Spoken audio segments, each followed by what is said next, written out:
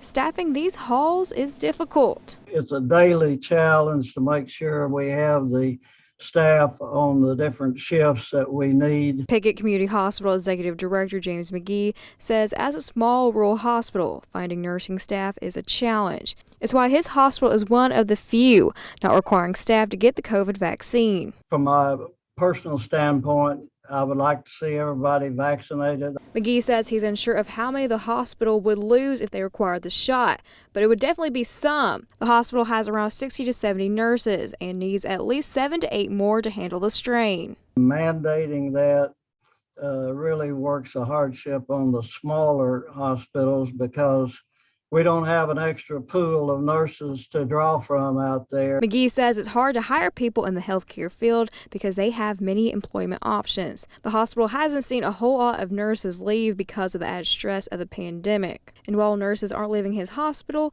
they are working more, putting a financial strain on the hospital. Certainly shoots a hole in our budget, no question about that.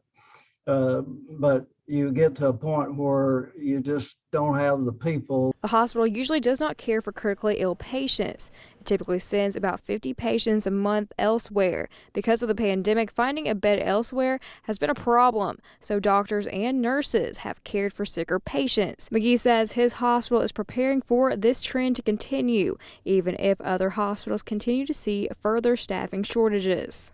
Our hospital has just recently begun a specialist program via telemedicine that will allow the hospital to treat sicker patients with respiratory, cardiology, neurology issues, and infectious diseases. Reporting in Piggott, Hannah Campbell for Region 8 News.